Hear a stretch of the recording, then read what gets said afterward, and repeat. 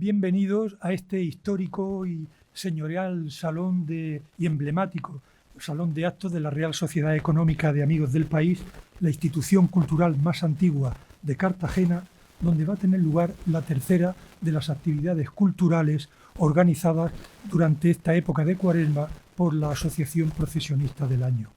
Saludamos al ilustrísimo señor don Pedro Negroles Sánchez, presidente de la asociación que hoy nos convoca y a su vez presidente de la Real Sociedad Económica de Amigos del País, a quien damos efusivamente las gracias por ceder gentilmente este señorial salón de actos para la realización de las actividades culturales. Un saludo muy cordial también a nuestro procesionista del año, nuestro flamante y querido amigo Jesús Muñoz Robles, a quien felicitamos muy efusivamente y deseamos de todo corazón toda clase de éxitos en su nuevo cometido. Saludamos igualmente a los miembros de la Junta Directiva de la Asociación Procesionista del Año, presidentes de agrupaciones, como veo aquí al presidente de la agrupación de San Juan Evangelista, Ernesto Terry, y hermanos de las distintas cofradías y público en general presentes en este salón, así como a cuantas personas nos siguen a través de las redes sociales, merced al magnífico trabajo desarrollado por nuestro buen amigo Gregorio de Cartagena Cofrade. Nuestra conferenciante esta noche es la señora doña Miriam Mendoza López, coordinadora responsable del campus de la Universidad Católica San Antonio de Murcia en Cartagena, y nos hablará sobre evangelización en el mundo universitario y nuevos movimientos católicos surgidos en los últimos años. A continuación, el secretario de la Asociación Procesionista leerá la semblanza de la conferenciante. Miriam Mendoza López, nacida en Cartagena, hija de Vicente Mendoza y Mari Carmen, cofundadores de la Fundación Universitaria San Antonio, de donde nace la UCAM, y nieta del mítico bar de Cartagena, El Rincón de Pepe. Es ingeniera técnica de sonido e imagen, ingeniera de sistemas de telecomunicación, máster en formación del profesorado, máster Business Administration Executive, doctora en ingeniería en telecomunicaciones. Tiene diversas publicaciones científicas en el ámbito de la tecnología y la salud, miembro de la Fundación San Antonio, profesora del grado de Ingeniería de Telecomunicaciones de la UCAM desde 2010 y actualmente compaginándolo con el cargo de responsable del campus de la UCAM en Cartagena. Ha hecho voluntariado en varias jornadas mundiales de la juventud con las Misioneras de la Caridad y las Hermanas Pobres. Tuvo la suerte de poder estar en aulas hospitalarias en las áreas de oncología infantil de la Risaca y en la unidad de trastornos de la conducta alimentaria del Hospital Reina Sofía. Hija del camino neocatecumenal y católica convencida. Le cedo la palabra a la señora doña Miriam Méndez López, quien nos hablará sobre la evangelización en el mundo universitario y los nuevos movimientos católicos surgidos en los últimos años. Buenas noches a todos y muchísimas gracias. Es para mí una situación que no sabía que me iba a llegar nunca. Estoy acostumbrada a dar clases de telecomunicaciones y hablar en un salón tan especial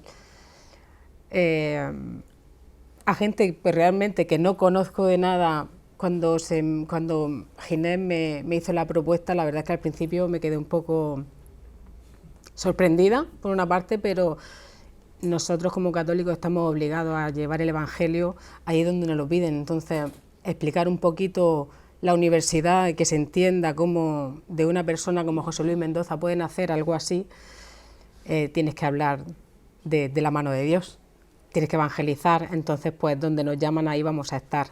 Bueno, antes de aterrizar en la UCAM, como tengo defectos de académica, voy a intentar introducir un poco de dónde nace el concepto de universidades, para poder entender por qué hay una diferencia entre universidad católica y universidad, ¿vale? Estoy acostumbrada a estar de pie en clase y voy a intentar mantenerme sentada, que es complicado, me está recordando un poco a la pandemia que teníamos que estar delante de la cámara. Bien, pues el concepto de universitas, como lo conocemos más o menos ahora, nace en la Europa medieval, ¿no? Siglo XII-XIII, como corporación ya de maestros y estudiantes. claro, nace en una cultura que es profundamente cristiana, donde el saber escrito y la enseñanza se da en el monasterio y en las catedrales. Estaban los monasterios por una parte y las catedrales. En las escuelas monásticas lo que se conservaba era los manuscritos, ¿no? Estaba la escritoria, pues lo que era la imprenta, ¿vale? Y después en las escuelas catedralicias, pues la parte más que tiene que ver con llevar lo que sería una parroquia, lo que es llevar la catedral, ahí la predicación, la administración, el gobierno. Ahí así se enseñaba más gramática, retórica, lo que se podría dar ahora en la enseñanza básica, ¿vale? La gente culta del tiempo era la gente que era religiosa. Antes de llamarse universidades o universidad, se reunían en la iglesia un grupo de gente que hablaba latín y que solo se entendían entre ellos, y entre ellos pues surgían pues, cuestiones que en realidad te llevaban al pensamiento de que Dios era el creador de todo, ¿no? Y esto, pues, conforme va pasando el tiempo, ya sí que se transforma en universidad, donde ya hay un maestro que enseña a unos estudiantes y a unos alumnos. ¿Cuál era el método de esa época? Pues tenían la lectio, la disputatio y la cullibeta. En la lectio, pues el maestro, como cualquier maestro de ahora, pues explica una lección con mucha paciencia. Y después estaba también la disputatio, que era un debate donde se le enseñaba al estudiante a argumentar. Y por último estaba la cullibeta, donde el maestro era puesto a prueba. Cualquier persona podía preguntarle y él tenía que mostrar su método. Hasta aquí entendemos que la universidad nace de la Iglesia, pero esto con el tiempo va cambiando y se va transformando, y el Estado moderno asume el control educativo.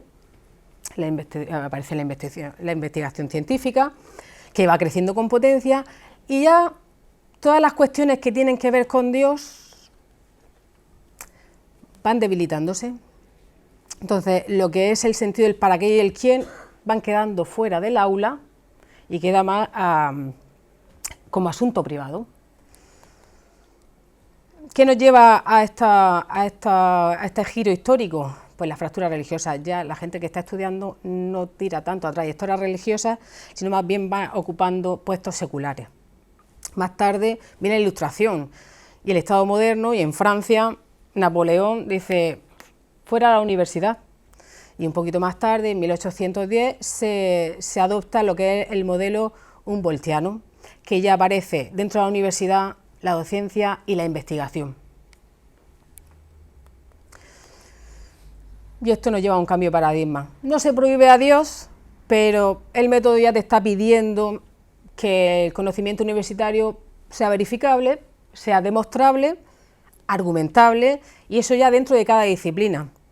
Aparece el positivismo, siglo XIX y XX, que sospecha de lo metafísico y lo teológico, porque lo considera que no es estable, como la ciencia empírica. Si no se puede demostrar, no existe.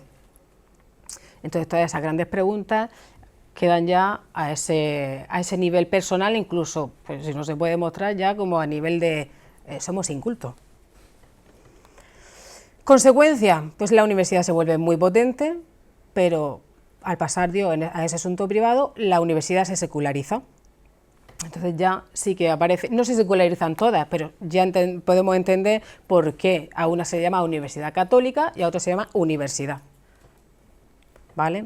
Porque algunos sí que han mantenido a Dios, no tanto en todas las cuestiones, en mantener, ahora veremos algunas diferencias, en mantener algunas materias que tienen que ver con la teología, sino a lo mejor pues tener una pastoral. Bueno, también, por ejemplo, la UPCT tiene su pastoral, ¿vale? Que no solamente las universidades católicas. La Iglesia nos regala este gran santo, San Juan Pablo II, 1990. Publica una constitución apostólica llamada Ex Corde Ecclesiae, muy importante para la Iglesia y para nosotros principalmente. ¿Por qué? Bueno, Ex Corde Ecclesiae recuerda que la Universidad Católica nace del corazón de la Iglesia y pone a la persona, su dignidad y su formación integral en el centro de la educación, cosa que se había olvidado. ¿Qué puntos recoge la Escor de Ecclesiae? Pues en el sentido pleno tiene investigación, docencia y servicio, pero asumiéndolo desde un punto, desde una identidad cristiana, y tiene 4 rasgos concretos. Inspiración cristiana católica, donde no solamente es para el alumnado, también el personal del servicio, de la administración, todos.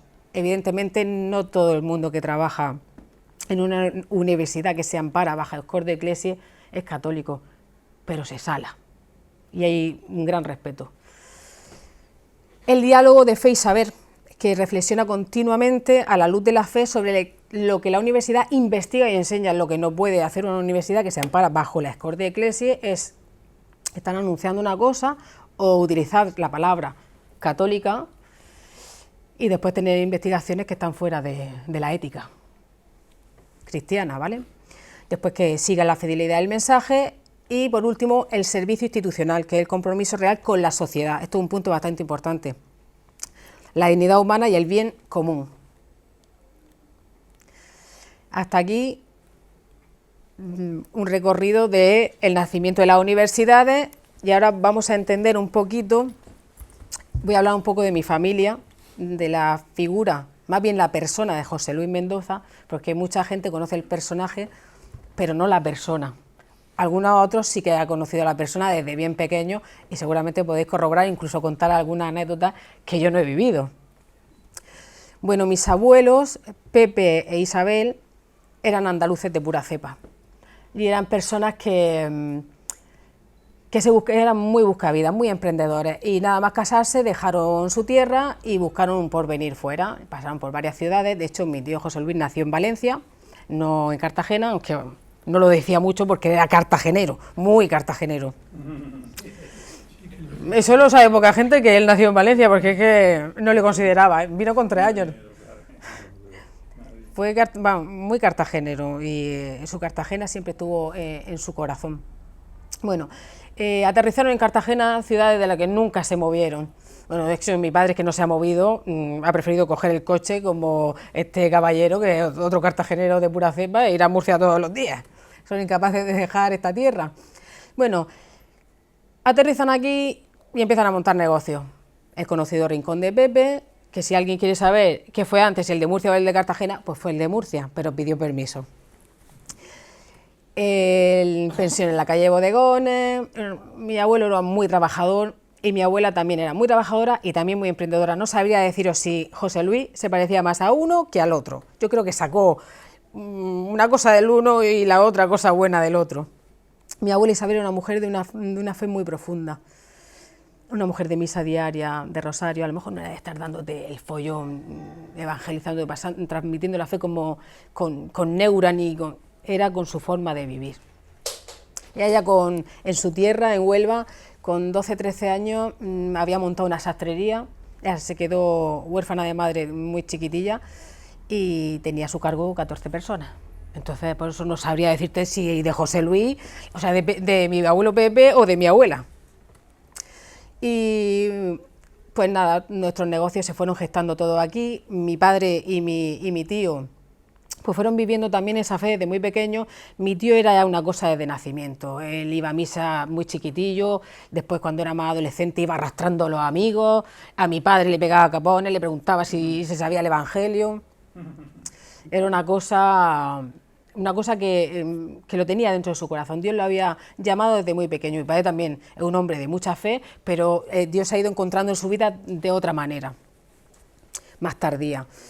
Bueno, en los años 70 toca irse a la universidad. Mi tío deja Cartagena y se va a Murcia a estudiar medicina, carrera que no terminó porque era demasiado nervioso y emprendedor. Y ahí conoce a su Lola, que muchos de vosotros habéis conocido. Su Lola, porque su Lola iba con él a todas partes. El que lo conoce lo sabe bien. Entonces, se movió un momento Lola de su lado y gritaba ¡Lola! Y ahí estaba su Lola, que ahora es la presidenta y tiene sentido, todas las cosas tienen sentido. Bueno, aunque él se fue a Murcia, como he dicho, su corazón siempre se quedó aquí y todos los negocios se gestaron aquí, verdaderamente, incluso la universidad, aunque no pudo ponerse aquí lo que es la UCAM de primera, la fundación, como veremos ahora, se gestó también aquí.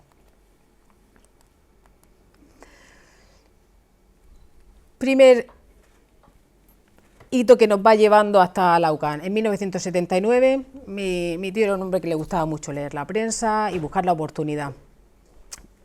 Y en ese tiempo empiezan a ponerse de moda los centros de fisioterapia y lee que hacen falta centros de fisioterapia. Y ahí que coge a su padre y a su hermano, vamos a montar esto. Ninguno de los tres, ni fisioterapeutas, ni ADS, ni nada por el estilo.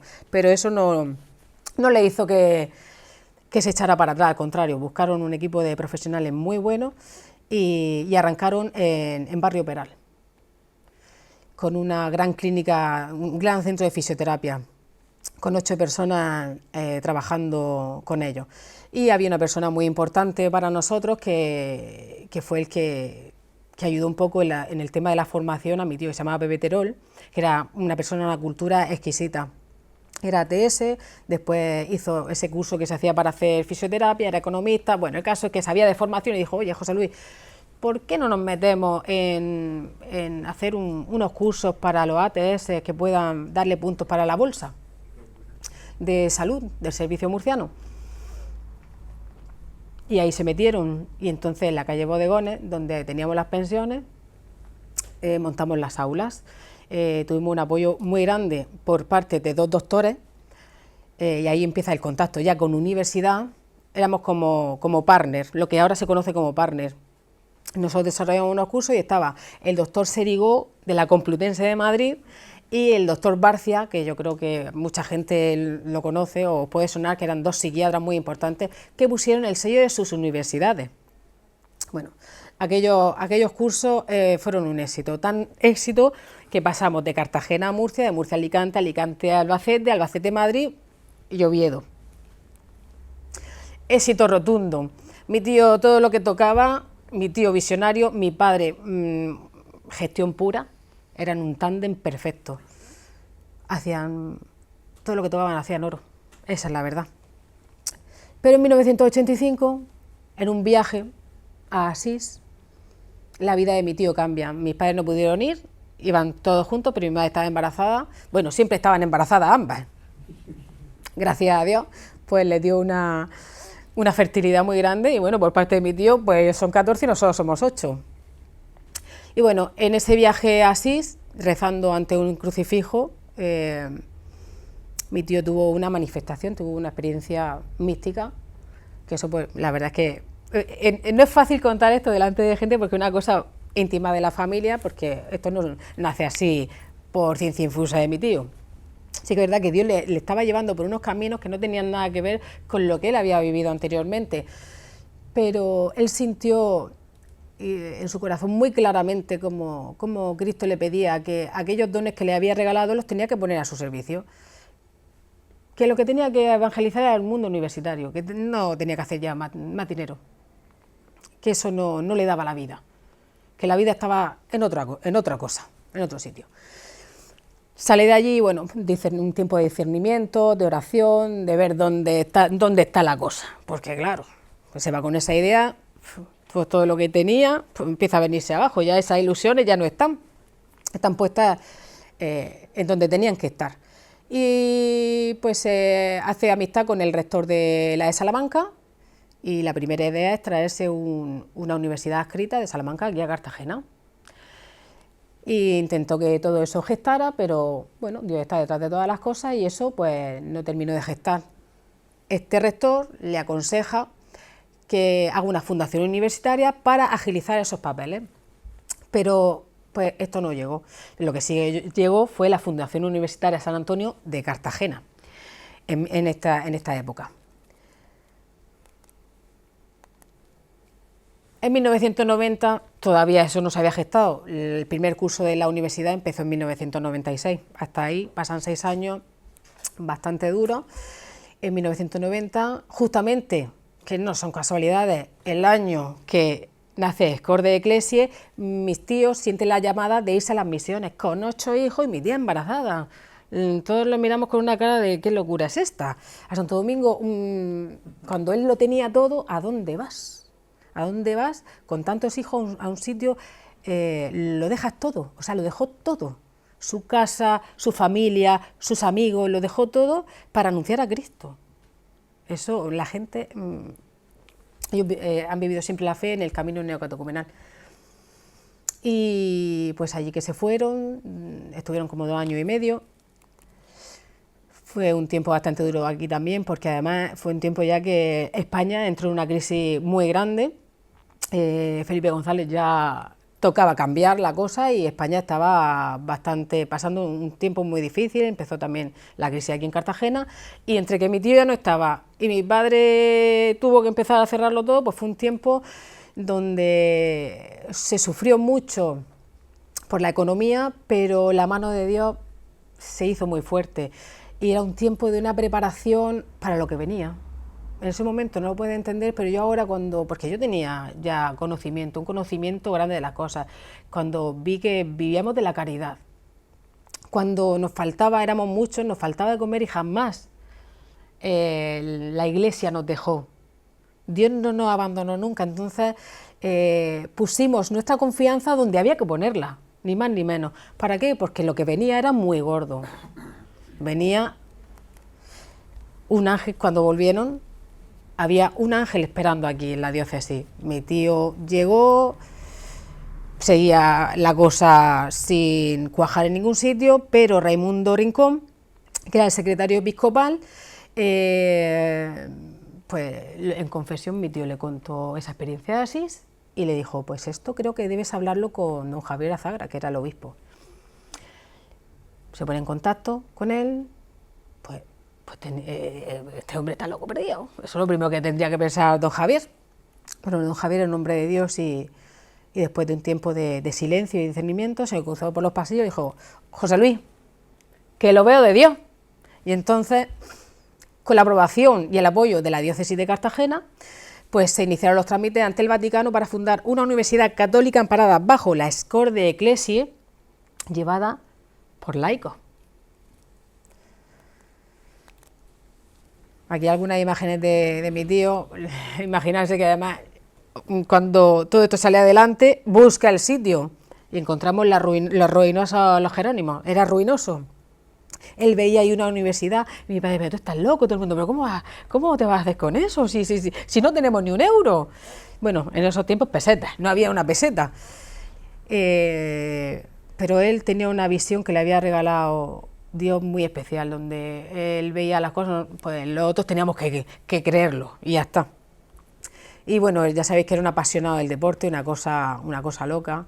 Aquí se ve mi padre también con mi tía, el primer rector, don Javier Azagra, bueno, con el Papa Juan Pablo II, estuvo muchas veces, no con este Papa, sino ha estado con todo, lo llamaban incluso el hombre de los papas, porque tenía una relación con ellos muy especial, muy especial. Os voy a poner un vídeo que yo pienso que son unos 4 minutillos, pero pienso que él os va a explicar mucho mejor que yo. Espero no emocionarme porque ha sido muy duro también la pérdida suya, aunque nos ha dejado mucho trabajo y no tenemos mucho tiempo de pensarlo, pero creo que él nos lo puede explicar mucho mejor que yo. Vamos a ver si puedo ponerlo.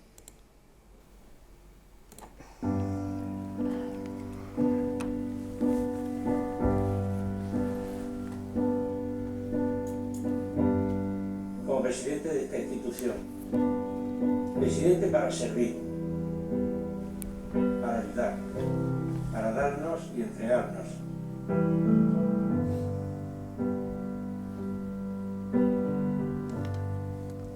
Nadie puede poner en cuestión la gran labor que hemos realizado con nuestros alumnos, tanto el profesorado como el PAS, así como la labor social que ha llevado a cabo esta universidad, con los pobres, con los enfermos, con los que sufren, con los encarcelados, con los ancianos abandonados, con los inmigrantes, con las familias necesitadas y especialmente atendiendo a aquellos alumnos que no tienen medios económicos para que pudieran estudiar gratis en la universidad. Han sido cientos y cientos y cientos de alumnos que su familia no podían pagar una matrícula. Había que ayudarlos, tenemos el deber moral de ayudarlos. Porque esto es una fundación sin ánimo de lucro, no es un negocio. Y si hay beneficios hay que destinarlos a obras de bien, a obras buenas. Pero el objetivo fundamental son nuestros alumnos.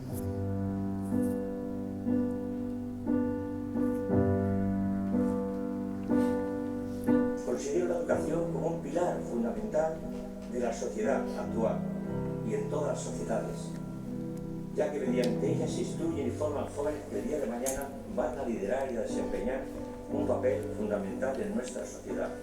Por ello, también rogamos a la Santísima Virgen María que nos ayude a revitalizar la presencia de Cristo tanto en las aulas de la universidad como en los colegios católicos que Dios nos ha confiado y en el ámbito del deporte. A nosotros como miembros de la UCAM nos importa mucho el crecimiento personal y humano de nuestros alumnos, en el conocimiento y en el diálogo intercultural. Como nos indica el Papa Francisco, debe ser el lugar donde la mente se abra a los horizontes del saber y el conocimiento, a los horizontes de la vida, del mundo y de la historia. Somos una universidad misionera y evangelizadora, un foco de irradiación de fe y cultura católicas en todo el mundo, profundamente existencial, impulsada por la fuerza del amor de Dios manifestada en Cristo Jesús, con espíritu de entrega, de amor, de servicio. Una universidad católica al servicio de los alumnos, al servicio de la sociedad, con labores importantes de acción social y de otro tipo, que fomentando el deporte, fomentando la investigación y sobre todo la alegría que tenemos de ver un ambiente sinceramente de comunión muy grande entre todos.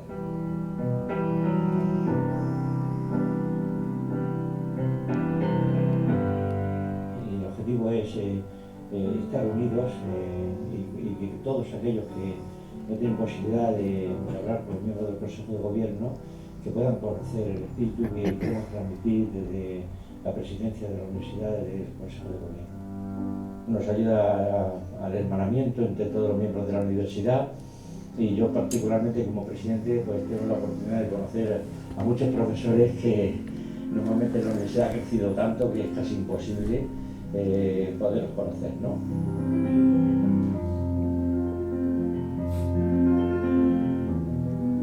Nos une el amor de Cristo. Cristo preside nuestra universidad y deseamos que presida nuestra vida para llevar a cabo esta misión que Dios nos ha confiado con la Universidad Católica.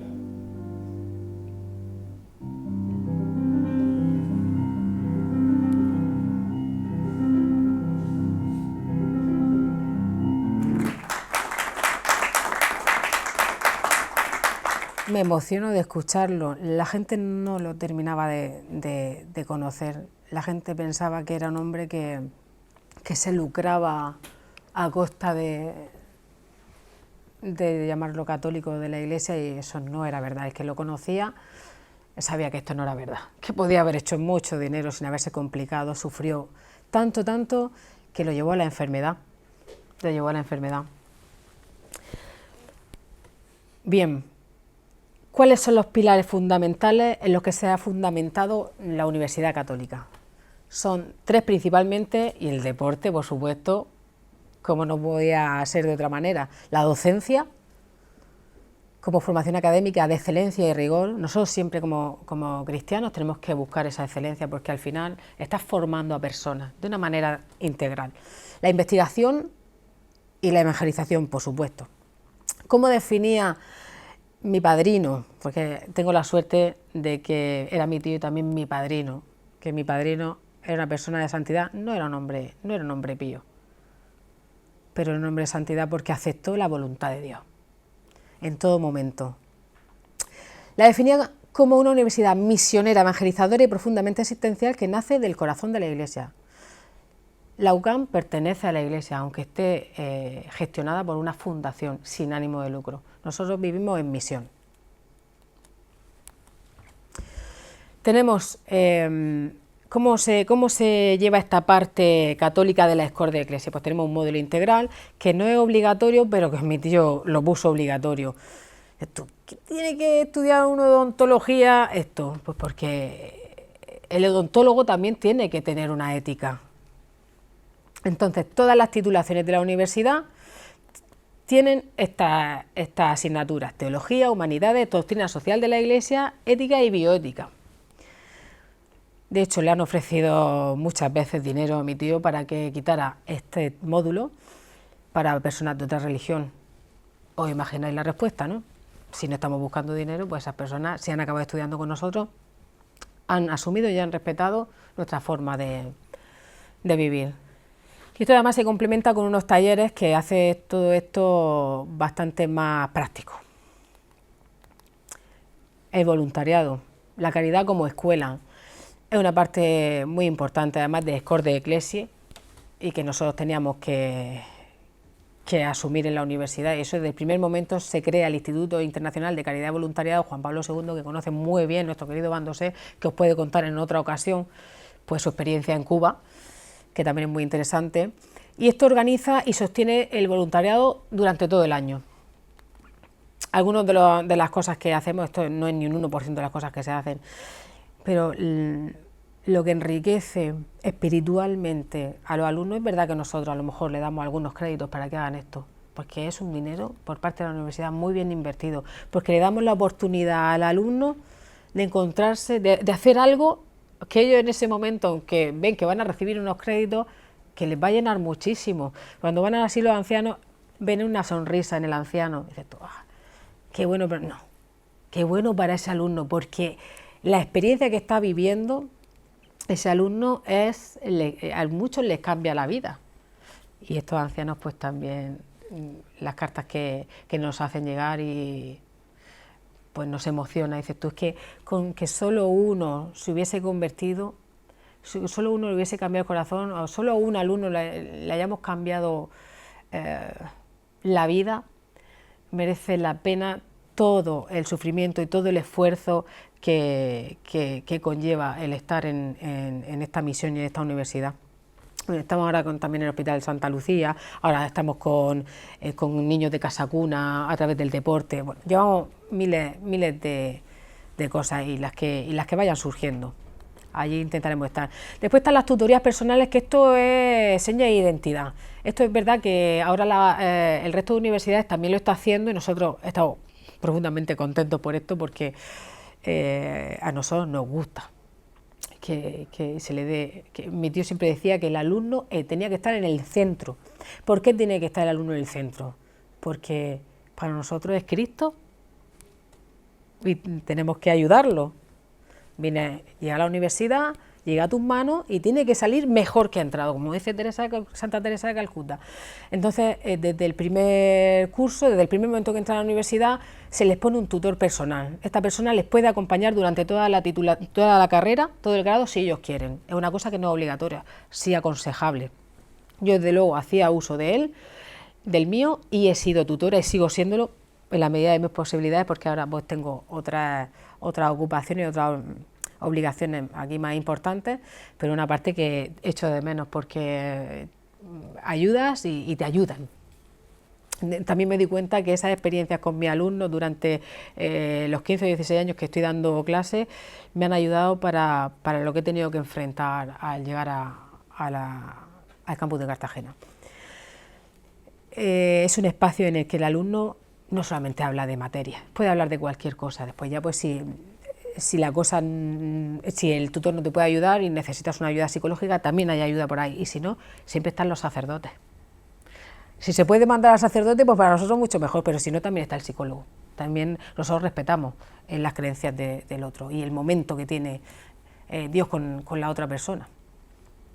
O sea que el alumno no se debe sentir solo. Además, sobre todo, nosotros tenemos también un número de alumnos extranjeros muy grande y vienen con unas vidas y unas circunstancias y se encuentran muy solos, que necesitan ese recogimiento. Por supuesto, la pastoral. Ahí lo que da mucho gusto, principalmente ahí en los Jerónimos, que además, si no ha habido nunca, os recomiendo que vayáis, porque se ha quedado precioso, pues ver los sacerdotes por ahí pasar, las monjas, y eso pues te da alegría.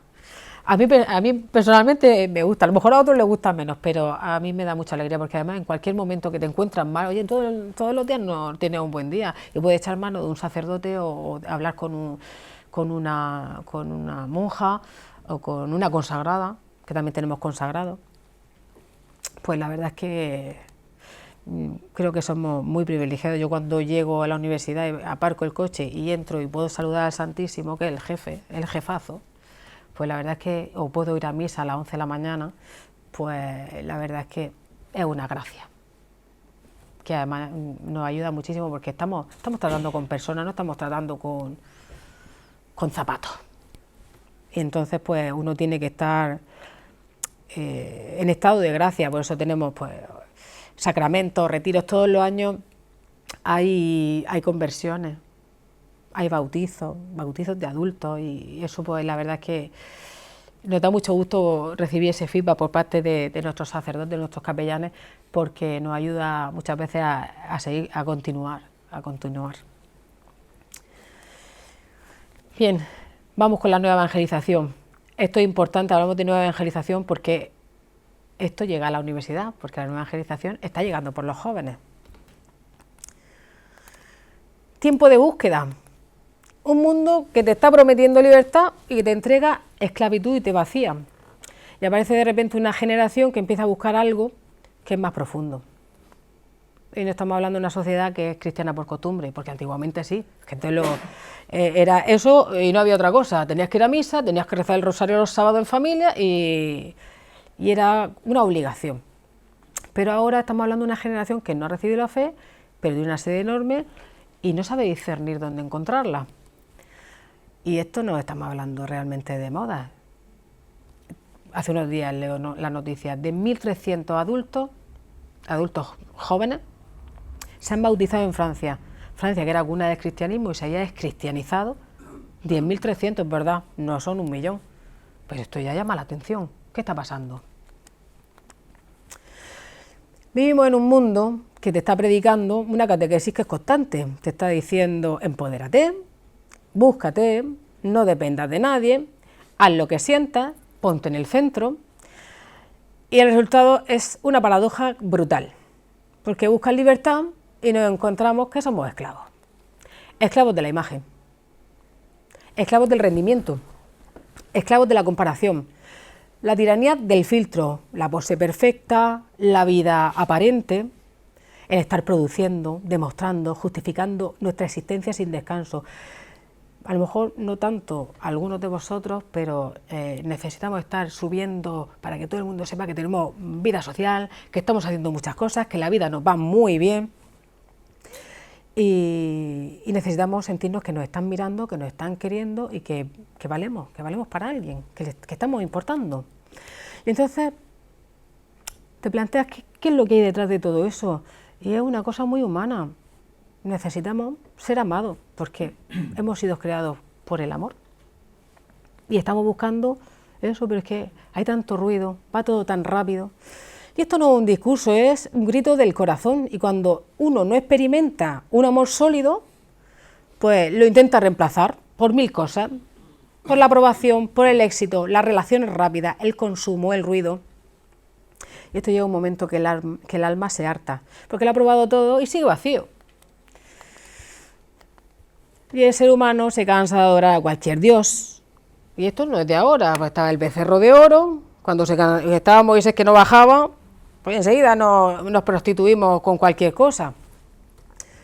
Y de repente aparece Cristo, y Cristo es un escándalo absoluto en un mundo que te está predicando. ¿Qué te dice el mundo? Pues dice, ponte tú por delante. ¿Y qué te dice Cristo? Que salgas de ti. ¿Qué te dice el mundo? Constrúyete solo. ¿Y qué te dice Cristo? Déjate amar. ¿Qué te dice el mundo? Si te eliges a ti, serás feliz. ¿Y qué te dice Cristo? El que pierda su vida, la ganará. Esto es una locura. Si lo piensas bien, esto es una locura. Pero lo que te dice el mundo, al final te deja vacío y lo que te está diciendo Cristo te está liberando. El Evangelio dice, amarás a tu prójimo, al que está al lado. Si no me aguanto yo, voy a aguantar a este de aquí, como a ti mismo yo, que vivo en la apariencia de que me quiero muchísimo y no me quiero nada. y te dice, hay más alegría en dar que en recibir. ¿Qué yo voy a dar si yo no puedo dar ni tiempo, ni amor, no puedo dar nada? ¿Por qué? Porque estoy vacío. La libertad no es hacer lo que me da la gana, la libertad es no ser esclavo. Nosotros hemos sido creados para la libertad desde el primer momento. Desde el primer momento Dios nos hizo libres y nosotros elegimos. Un joven, cuando se encuentra con Cristo de verdad, descubre que no tiene que mendigar el amor porque ha sido creado por ese amor con mayúscula y que su vida no es un accidente, está pensado, está deseado. No sé si tu padre te quiere o no. Nosotros, mi marido y yo, que está aquí, estamos adoptando a 2 niños y nosotros le intentamos inculcar de que son amados y deseados desde antes de nacer y que han pasado circunstancias en su vida hasta llegar hasta nosotros y que son profundamente amados.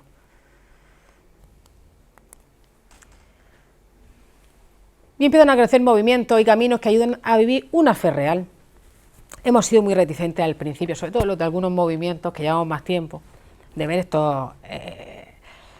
estos nuevos jóvenes que empiezan a hacer cositas por aquí, cositas por allá.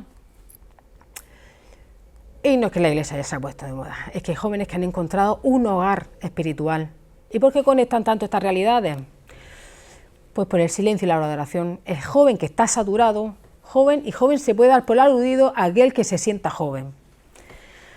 Está saturado de estímulos, pero hambriento de presencia. En el silencio descubre que Dios no te está gritando, te está esperando. Por la belleza, en la oración, en la música, en la liturgia cuidada, muchas veces el corazón se abre por la belleza de un discurso. Una comunidad, sentirte que perteneces, que puedes tener unos buenos amigos y no te sientes solo, que compartimos un mismo sentido, una misma fe. El testimonio de otras personas, ¿cuántas veces el testimonio de otra persona no te ha salvado de algo o te ha hecho que te des cuenta de que no estás en un buen punto y te hace reflexionar? Y por supuesto también pues, te hace acercarte a través de la ONG, de la caridad, del voluntariado. Hay muchas maneras de acercarte. Y aquí entran fenómenos como Hakuna, que han entendido algo clave, que su música es una puerta de entrada, y hay jóvenes que se acercan a una canción, y de una canción pasan a una hora santa, y de ahí pasan a una comunidad. Y cuando esa música termina en oración, y esa emoción termina en una adoración, y después ese grupo termina en una vida cristiana concreta, estamos hablando de una evangelización de verdad. Y mirarse el auditorio en uno de los conciertos, pero después tienen esos momentos también de recogimiento, que la Iglesia evidentemente está detrás, viendo que las cosas tienen que estar como tienen que estar, porque la Iglesia siempre es actual. La palabra de Dios no se mueve ni una coma, siempre es actual en el tiempo que se esté viviendo. De hecho, yo creo que es más moderna que nosotros mismos. Y además de Hakuna, pues existe un mosaico de realidades precioso y que todos nos llevan al mismo centro, que es Cristo. Y lo bonito de todo esto es que no compiten entre ellas, sino que se complementan.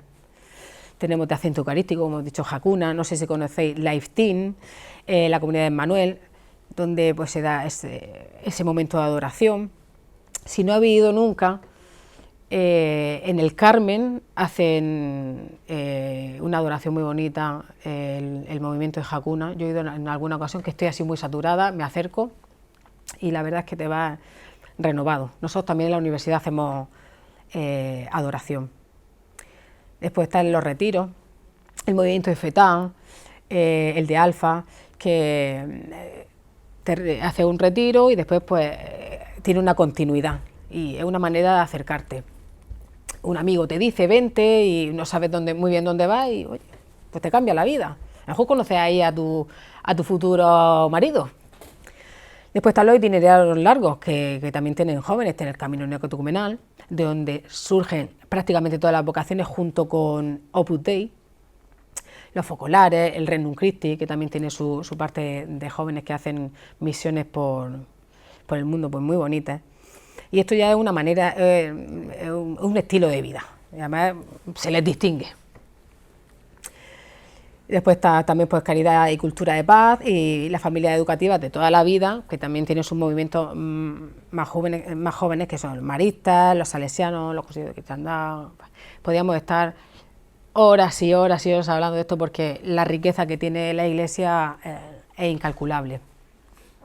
Yo digo, son muchas mansiones y en todas ellas te puedes llevar algo que te enriquece.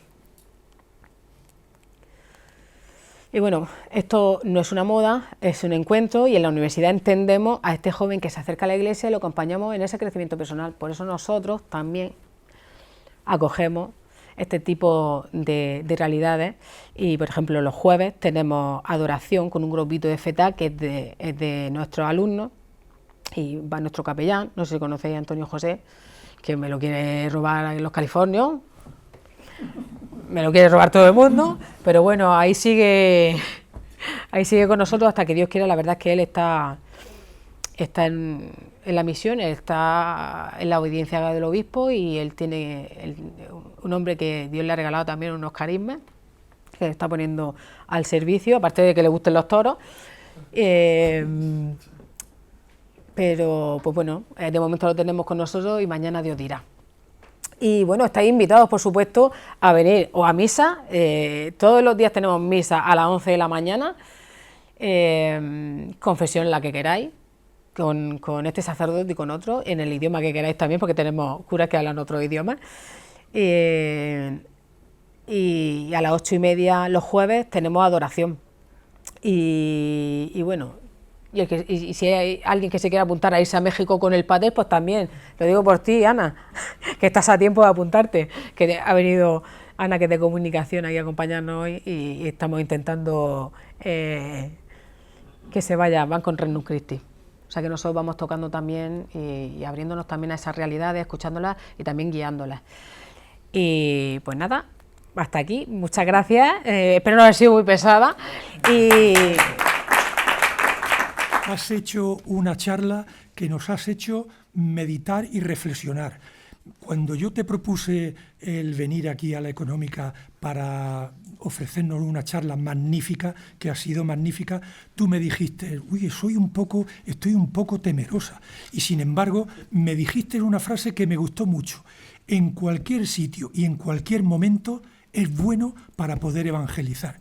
Y lo que has hecho esta tarde en esta charla magnífica, te vuelvo a repetir, ha sido una lección magistral porque has hablado de tu familia, has hablado de José Luis Mendoza, una persona querida, entrañable, has hablado de tus padres, has hablado de los alumnos que en la UCAM, no solamente en Murcia, sino también en el campus de Cartagena, en Los Dolores, reciben una sólida formación, no solamente en el aspecto educativo, sino también investigador, en el mundo del deporte y también en el mundo del voluntariado, que es muy importante.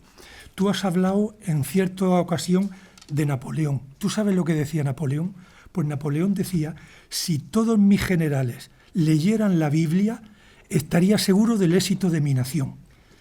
Y aquí no estamos leyendo todo el mundo la Biblia, pero sería conveniente que los jóvenes, sobre todo, pues leyeran la Biblia y se empaparan, porque Dios es el centro de nuestra vida, es nuestro hacedor y el que va a ser, y es nuestro salvador. Y tenemos que estar presentes, jóvenes, mayores, pequeños, tener siempre al lado a nuestro Señor. Yo recuerdo cuando en la JMJ en agosto del 2011 estuve con el Papa Benedicto XVI y dijo una frase que me chocó mucho y yo siempre lo procuro comentar en los foros en los que intervengo. Dice, los jóvenes no solo deben ser amados, sino que ellos deben notar que se les ama. Y eso es muy importante y es la labor importantísima y extraordinaria que está desarrollando la Universidad Católica. Como muy bien has dicho, laicos al frente una fundación católica. Y eso es muy importante, que personas luchen por la vida religiosa, porque el mundo universitario es muy difícil y realmente hablar de Dios en el mundo de la universidad cuesta.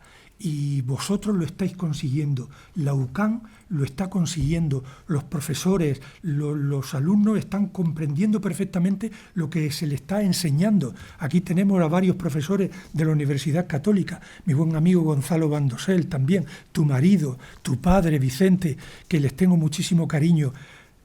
Enhorabuena. Enhorabuena, Miriam, porque has hecho una conferencia de sobresaliente cum laude empleando términos universitarios. Muchísimas gracias de todo corazón. Miriam, yo qué quieres que te diga, has abierto una puerta para todo de lo que es la Universidad Católica. Has abierto una puerta al corazón, a la pasión, en esta tercera semana de Cuaresma tan importante para los católicos. Y bueno, he traído a mi buen amigo José Luis Mendoza, con el cual tengo muchísimas vivencias desde joven y un cariño especial. Me he emocionado porque, bueno, hay cosas que el corazón te controla, no lo controlas tú. Por eso digo que me hago mía las palabras de Ginés. Has hecho una conferencia magnífica en este tiempo que la Asociación Procesionista del Año lo que hace es un ciclo de conferencias y de mesa redonda, evidentemente totalmente religiosa, enfocado a lo que estamos viviendo, nuestra Cuaresma. Estamos preparando la Pasión de Jesús. Estamos preparando la Semana Santa Cartagenera, lo más grande que tenemos. Y bueno, muchísimas gracias en nombre de la Asociación Procesionista, muchísimas gracias en nombre de todos los que están aquí, porque esta noche has tenido la gentileza, la amabilidad y evidentemente la gracia de Dios para venir aquí y ofrecer nuestra vida. Yo pido un aplauso para ellos.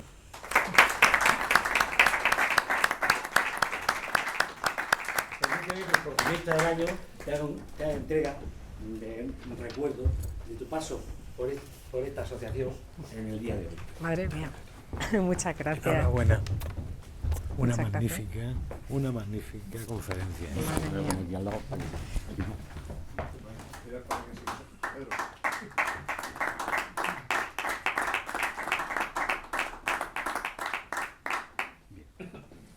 La Asociación Procesionista del Año cada año quiere reconocer lo más importante, que es la Semana Santa.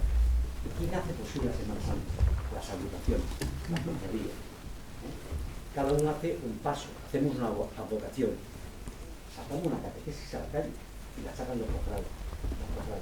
Y hay agrupaciones que tienen la suerte de cumplir 50, 70, 80 años trabajando por la Semana Santa de Cartagena, trabajando por la fe a través de su cofradía. Este año hay una agrupación muy señera, como decimos los cartageneros, en la Semana Santa de Cartagena, que es el San Juan, el discípulo amado.